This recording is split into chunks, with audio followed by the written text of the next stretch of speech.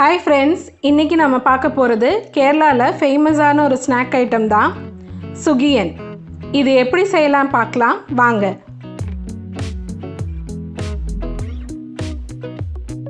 Hi friends, இன்னைக்குமே நம்ம love and அஃபெக்ஷனை மத்தவங்களுக்கு ஷேர் பண்ணுங்க.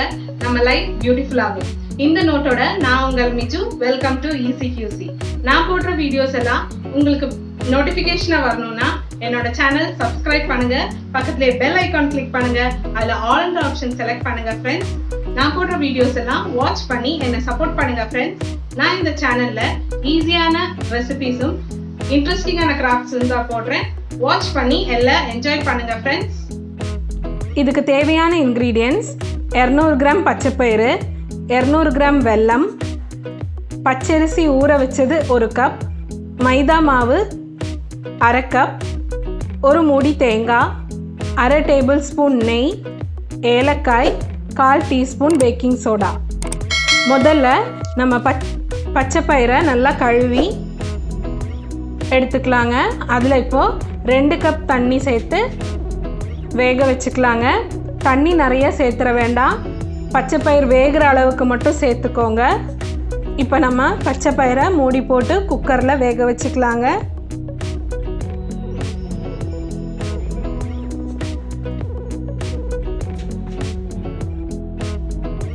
அடுத்தது நம்ம வெல்லத்தை உருக்கிக்கலாங்க. அதுக்கு ஒரு போசியில் வெல்லத்தை போட்டு தண்ணி ஊற்றி கொதிக்க வைங்க. இப்போ அது ரெண்டும் ஆகிறதுக்குள்ளே நம்ம மிக்சியில் ஊற வச்ச பச்சரிசியை போட்டு அளவாக தண்ணி ஊற்றி நல்லா நைஸாக அரைச்சி எடுத்துக்கோங்க.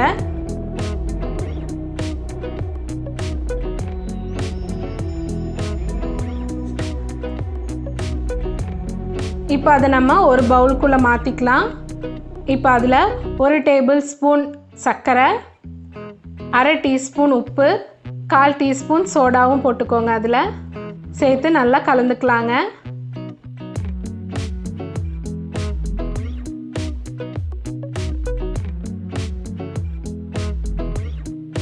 இப்போ நம்ம கொஞ்சம் கொஞ்சமாக மைதாவை சேர்த்து மிக்ஸ் பண்ணிக்கலாங்க.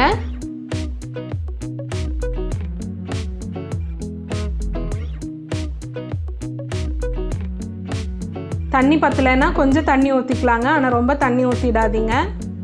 கொஞ்சமாக தண்ணி ஊற்றி நம்ம பஜ்ஜி மாவு பதத்துக்கு கலக்கிக்கலாங்க.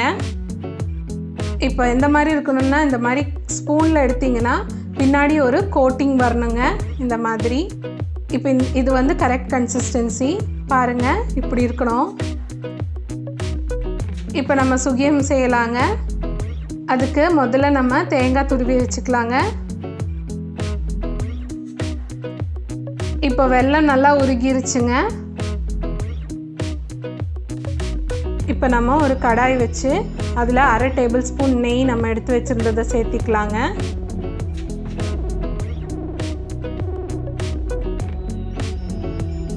இப்போ நம்ம உருக்கின வெல்லத்தை அப்படியே ஊற்றிடாதீங்க, வடிகட்டி ஊற்றிக்கோங்க.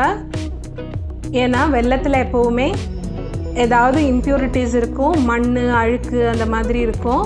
அதனால் எப்போவுமே வெல்லத்தை எதுக்கு யூஸ் பண்ணாலும் இந்த மாதிரி காய்ச்சி அதை வடிகட்டி எடுத்துக்கோங்க. இப்போ பாருங்கள் நல்லா கொதிக்குது நம்ம வெல்லம். இப்போ நம்ம துருவி வச்ச 1/2 மூடி தேங்காய் அதில் சேர்த்திக்கலாங்க.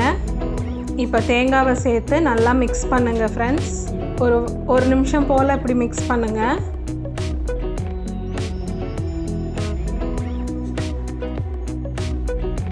இப்படி ஒரு நிமிஷம் நம்ம நல்லா கிளறும்போது அந்த வெல்லம் எல்லாம் தேங்காயில் நல்லா அப்சர்வ் ஆகிக்கும். ஃபுல்லாக அப்சர்வ் ஆகணும்னு தேவையில்லைங்க, ஏன்னா நம்ம பச்சை பயிர் போட்டு அதுவும் மிக்ஸ் பண்ணணும். இப்போது நம்ம ஏலக்காயை தூள் பண்ணி சேர்த்துக்கலாங்க. இப்போ அதுவும் நல்லா மிக்ஸ் பண்ணிக்கோங்க.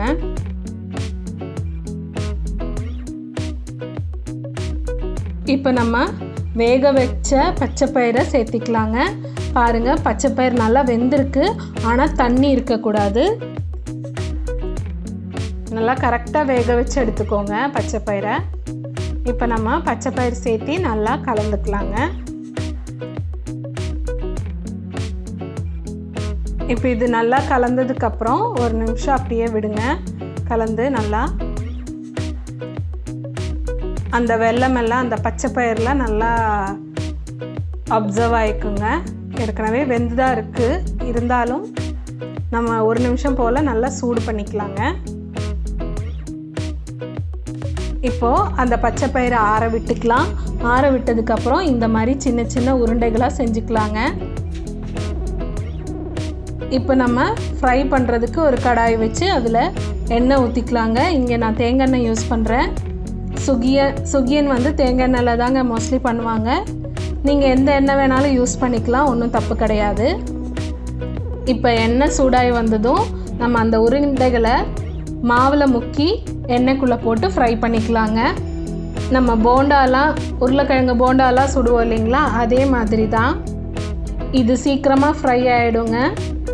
இது சீக்கிரமாக ஃப்ரை பண்ணி எடுத்துக்கலாங்க. மேலே இருக்கிற அந்த கோட்டிங் மட்டும் நமக்கு வெந்தால் போதும். உள்ளே இருக்கிற ஸ்டஃபிங் எல்லாம், உள்ளே இருக்கிற அந்த பச்சை பயிறு இதெல்லாம் நல்லா வேக வச்சு தான் நம்ம போட்டிருக்கோம். அதனால இந்த மேலே இருக்கிற கோட்டிங் கோல்டன் ப்ரௌன் ஆகி வந்ததும் நம்ம எடுத்துக்கலாங்க.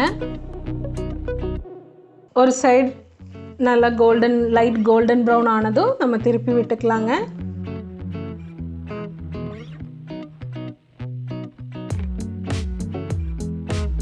இப்போ இந்த வீடியோவை நீங்கள் ஃபஸ்ட் டைம் பார்க்குறதா இருந்தால் என்னோடய சேனலை சப்ஸ்கிரைப் பண்ணுங்கள்.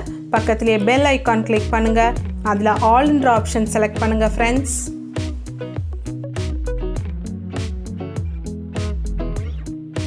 இப்போ பாருங்கள், நல்லா நமக்கு லைட் கோல்டன் ப்ரௌன் ஆகிடுச்சு ரெண்டு சைடுமே. இப்போ நம்ம எடுத்துடலாங்க. அவ்வளோதான் ஃப்ரெண்ட்ஸ், நம்மளோட கேரளா ஸ்நாக் ரெடி ஆகிடுச்சு, சுகியன். இப்போ நம்ம செஞ்சு வச்சுருக்க எல்லா உருண்டைகளும் இதே மாதிரி போட்டு பொரிச்சு எடுத்துக்கலாங்க. இது கண்டிப்பாக உங்கள் வீட்டில் எல்லாம் ட்ரை பண்ணுங்கள். இது நம்ம வீட்டில் கிட்ஸ் எல்லாம் பருப்பு எல்லாம் கொடுத்தா சாப்பிட மாட்டாங்க. இந்த மாதிரி ஸ்நாக்ஸ் செஞ்சு கொடுங்க. டீ டைமுக்கு அவங்களுக்கு ரொம்ப பிடிச்சிருக்கும், விரும்பி கேட்டு வாங்கி சாப்பிடுவாங்க. எல்லோரும் இதை ட்ரை பண்ணி எப்படி இருக்குன்னு சொல்லுங்கள் ஃப்ரெண்ட்ஸ். இந்த சுகியனோட பெஸ்ட் காம்பினேஷன் சூடான ஒரு டீ தாங்க. கண்டிப்பாக உங்கள் டீ டைமுக்கு இந்த ஸ்நாக் ட்ரை பண்ணி பாருங்கள். எப்படி இருக்குன்னு கமெண்ட் பண்ணுங்கள் ஃப்ரெண்ட்ஸ். இந்த ரெசிபி உங்களுக்கு பிடிச்சிருந்தா சப்ஸ்கிரைப், லைக் அண்ட் கமெண்ட் பண்ணுங்கள் ஃப்ரெண்ட்ஸ்.